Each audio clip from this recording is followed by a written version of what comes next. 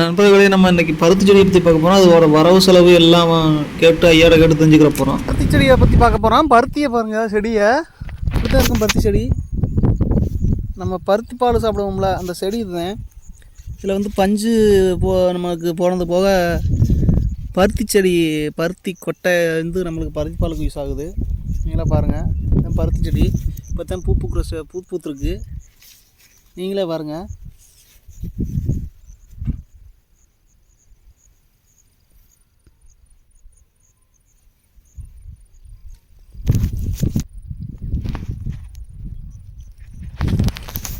கூட வந்து எள்ளு பயிர் போட்டிருக்காங்க, எள்ளுக்கா பாருங்க, ஊடு பயிரா.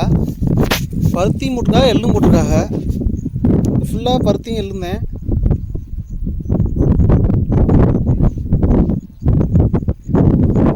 அவ்வளோ அழகாக இருக்குன்னு பாருங்கள். எப்படி இருக்குன்னு கமெண்ட்டில் சொல்லுங்கள். உங்களுக்கு நீங்கள் உங்கள் ஊரில் பருத்தி பார்த்துருந்தீங்கன்னா கமெண்ட்டில் சொல்லுங்கள். எந்த ஊரில் இருந்து பார்க்குறீங்க கமெண்ட்டில் சொல்லுங்கள். நீங்கள் பருத்தி விவசாயம் பார்த்துருந்தீங்கன்னா கமெண்ட்டில் சொல்லுங்கள். பாருங்க,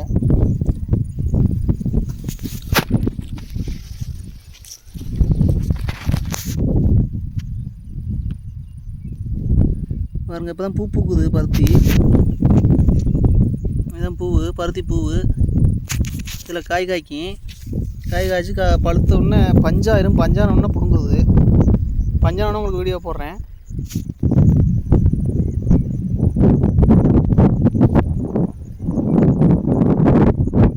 தோட்டத்துக்கு வராது, கேட்போம் எப்படின்னு என்னென்னு.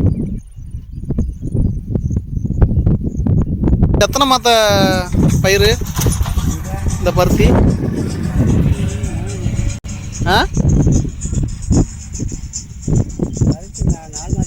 இப்போ 4 மாதம் இருக்கு. எப்படியும் உங்களுக்கு காலத்துக்குள்ளே எடுக்கலாம். நம்ம வாட்டில் இருக்கு வரைக்கும் நல்லா வருமானம் இருக்குண்ணா. நல்ல வருமானம் இருக்குது. இதில் செலவுகள் உங்களுக்கு இது போடுறதுக்கு எப்படி ஒரு ஏக்கர் போடணும்னா 5 ஆள் வேணும். சரி, 5 ஆள் போடுறதுக்கு வேணும். போட்டு முடிஞ்சு எப்படி 5 ஆள்னா இப்படி நடணுமாதா? நடனும்ல.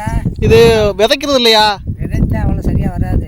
நட்டாதான் உங்களுக்கு நல்லா இருக்கும். எப்படி கண்டு எப்படி ரெடி பண்ணுவீங்க? கண்டு அப்படியே விதைக்கிறது தான். இது ஊன்றதான். ஊன்றவுடனே 5 நாள் 8 நாள் உங்களுக்கு அப்படியே கண்டு கிளம்பிடுது. எப்படி ஆளை விட்டு ஊன்றது? விரலை வச்சு ஊண்டி அப்படி பட்டு பண்ணாமல் நம்ம நெல் மாதிரி விதைச்சி விடுறது இல்லை. இது நெல் மாதிரி விதைக்கலாம். விதைச்சா அது சரியாக முளைக்காது. அது ஏன்னா உங்களுக்கு இந்த 5 பச்சை விடுறது ஈரமாக இருந்துச்சுன்னா முளைக்கும். இது முளைக்காம போகும். இது நல்ல ஈரப்பது வதிக்கல தண்ணிக்கிட்டே பாய்ச்சி ஆளை விட்டு இப்போ ஊண்ட விடுறது. சரி சரி சரி. ஊண்ட விட்டோம்னா 5 நாள் 7 நாளுக்குலாம் உங்களுக்கு கண்டு வந்துடும். சரி சரி சரி. கண்டு வந்து ஒரு 15 நாள் 1 மாதம் கூட ஆகிடும். ஆன உடனே மறுபடி 10 ஆளை விட்டு களை வெட்டணும். இது களையும் வெட்டணும். களை வெட்டணும் கண்டிப்பாக. களை வெட்டல இந்த போயிடும். களை வெட்டணும். களை ஒரு களையோட நிற்காது. கொஞ்சம் நார்மையாக வெட்டுறோம்னா கூட ஒரு களை வெட்டுறது மாதிரி வரும். அப்படியா? ஆமாம். உரம் ஒரு ஏக்கருக்குன்னா குறைஞ்சது 2 மூட்டை உரம் போடணும். 2 மூட்டை உரம் போடணும். 2 மூட்டை. இதுக்கும் உரம் தேவைப்படும். இதுக்கும் உரம் தேவை. அப்புறம் பூச்சி விழுகு. பூச்சிக்கு மருந்து எடுக்கணும். ஒரு ஏக்கருக்கு குறைஞ்சது 1500 2000 வரும். அப்புறம் அடிவலி இருக்கு. இதுக்கும் ப்ரெஷர் மிஷின் வச்சு அடிச்சாதான் உங்களுக்கு அந்த பூச்சி. ஆமாக்கா. ஆமாம் ஆமாம். கொட்டைக்கு வீட்டில் வச்சு பார்த்துக்கிறேன். இது செலவு இருக்குப்பா நிறையா. ஒரு நேரம் மருந்து அடிச்சுட்டா கூட நின்றுக்கிறேன். சரி. சமைச்சு பூச்சி தாக்கலாம் 2 தடவை அடிக்க முடியாது மருந்து. அது எப்படியும் ஒரு ஏக்கருக்கு அடிச்சா 3000 ரூபாய்க்கு கீழே வருது. அவ்வளோ வந்துடும். 3000 ரூபாய்க்கு கீழே வராது. இப்போ இது எத்தனை ஏக்கர் இருக்கு? இது ஒரு ஏக்கருக்குலாம் இங்கே ஒரு ஏக்கரு. ஒரு ஏக்கருக்கு களை எடுக்கிற எப்படி போனாலும் 15 ஆள் வேணும். அவ்வளோ வேணும். எத்தனை களை எடுப்பு இதில்? 2 களை எடுப்பான். 2 களை எடுப்பணும். 2 களை மிளாய்க்கு மாதிரி. இப்போ எடுத்து முடிச்சாச்சா? இன்னும் எடுப்பாங்களா? எடுத்து முடிச்சாச்சு. இன்னைக்கு காய்க்கிறதே. இன்னும் இப்போ தண்ணி எடுத்துருக்கு. தண்ணி எடுத்துட்டு ஒரு ஏக்கருக்கு போனால் 15 மணி நேரம் இப்போ பாய்ச்சிருக்கு. அவ்வளோ நேரம் ஆகும். 15 மணி நேரம் ஆகி. சரி, மணிக்கு எவ்வளோ காசு? ஒரு மணிக்கு 300 300ரூவாங்கிறாங்க. 300 காசு. அதை பாய்ச்சறவங்களுக்கு தனி காசா? பாய்ச்சறவங்களுக்கு 700 சம்பளம் கொடுக்கணும். சம்பளம் கொடுத்து சாப்பாடு போடணும். சாப்பாடு கொடுக்கணுமா? வைக்க நேரம் குறை இருந்தாலும் அந்த ஆள் வரும். அந்த ஆள் வராதுப்பா. சரி சரி சரி சரி. அப்படி சூழ்நிலை இது. அதை எடுத்து அப்புறம் நம்மளுக்கு நல்லா பருவத்தில் காய் வெடிச்ச உடனே அது 4 ஆள் 5 ஆள் நம்ம வீட்டால் விட்டு எடுக்க வேண்டியது. இப்போ ஒரு மூடைக்கு வந்து 5 ஆள் கணக்காகுதா? 5 ஆள் கரெக்டாக. ஒரு மூடை பஞ்சு எடுத்தோம்னா 5 ஆள் ஆகுது. 5 ஆள் ஆகுது. 5 ஆள்னா 40 கிலோ. 5 ஆள் எடுத்ததோ வீட்டில் போய் மறுபடியும் பஞ்சை தனியாக எடுக்கணும். அதுக்கு 5 ஆள் வேணும். அதுக்கு 5 ஆள் வேணும். அதை எடுத்து கொண்டு போய் எங்கள் வியாபாரத்தை போடும்போது அவன் வியாபாரி 100 இருந்துச்சுன்னா 80 ரூபான்னு எடுக்க பார்ப்பேன். அது சரி. அவன் கமிஷன் 100க்கு 10 ரூபா 12 ரூபா கமிஷன். கமிஷன் எடுக்கணும். கமிஷன் தான் இல்லைன்னு இல்லை. அதில் உங்களுக்கு அந்த இடையில போடும்போது 2 கிலோ 3 கிலோ 1.5 கிலோ வெட்டிடுவேன். நமக்கு சரியாக தெரியாது.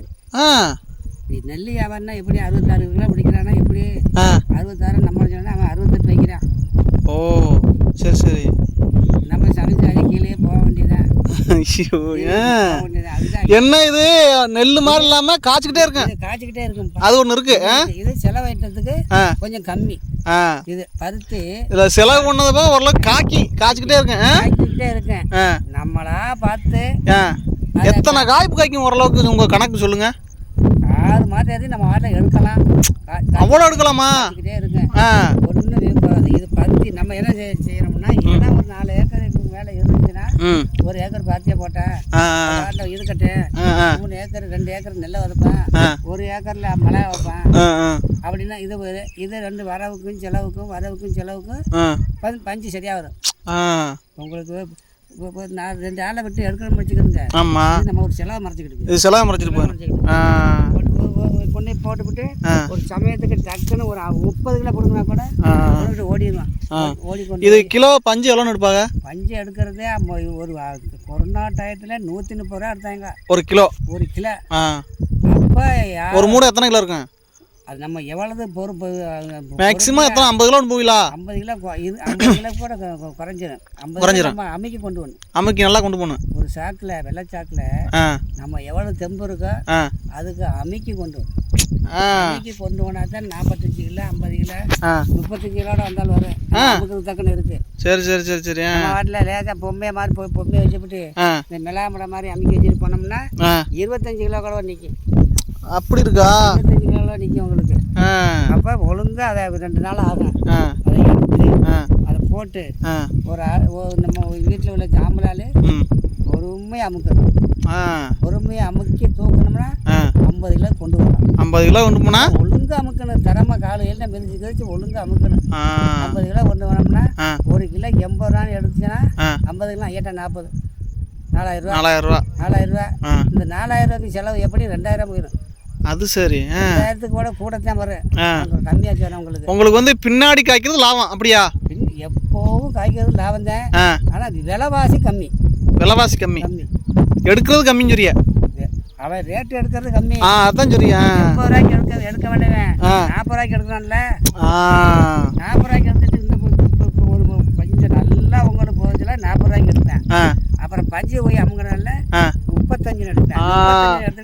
30 வருவேன். வரவு அதிகமா வரவு வந்தா ரேட்டை கம்மி பண்ணிடுறாப்ல. கம்மி பண்ணிடுவேன். போட்டு ரெண்டாவது இதை வச்சும் கொடுக்க முடியாது.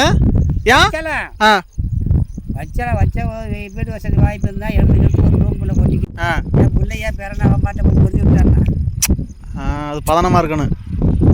ரூமில் கொட்டி போட்டு அடைக்கலமாக வச்சிருப்பேன். பக்குவமாக வைக்கணும். பக்குவமாக வைக்க சமயத்துக்கு பிள்ளை விட்டு ஏதாவது எல்லாத்துக்கும் போகிறதுன்னா பஞ்சு போயிடும். ரைட் உண்மைதான். அதனால உங்களுக்கு அவன் என்ன செய்வேன் 300 ரூபாய்க்கு சாப்பிட்டேன். பஞ்சை போட்டு அதை போட்டுவிட்டு அங்கே சாக்கை கக்கத்தில் இடிக்க வச்சுக்கிட்டு இங்கே வீட்டுக்கு வருவேன். வீட்டுக்கு வந்தேன்னா என்ன பண்ணி வரையா அடியே கோதி மலை எடுத்துட்டு என்னத்தை வர அப்படின்னு இங்கே வீட்டில் சண்டை. அப்போ அந்த காசை கொஞ்சம் அந்த சிட்டை பராலும் சில பொம்பளை ஆள் கிடைச்சது சிட்டையை வாங்கி வரவு செலவு எப்படி வந்திருக்கு, இவர் இன்னைக்கு என்ன ரேட்டுக்கு போட்டிருக்காரு, இன்னைக்கு என்ன செலவு வச்சிருக்காரு அப்படின்னு பார்த்து அந்த கணக்கு வழக்கு தெரிஞ்ச பொம்பளை சிட்டையை பார்த்து வாங்கிக்கிறேன். சரி. அந்த கணக்கு வழக்கு தெரியாத பொம்பளை என்ன செய்ய பேசாம இருந்துறேன். இவர் சிட்டையை கொண்டு போய் பிச்சு போட்டு போயிடுவாரு. இவர்கிட்ட சொல்லி பூதி மாவட்ட காமிக்க அது நீங்கள் சொராப்பில் கையில் வச்சு கொண்டு போனால் அது ஒரு லாபம் தான். இருக்கு ஆ இருக்குன்னா அந்த நண்பர்களே, இதுவரை நம்ம பருத்தியோட செலவு வரவு செலவு எல்லாத்தையும் ஐயாட்ட கேட்டோம்.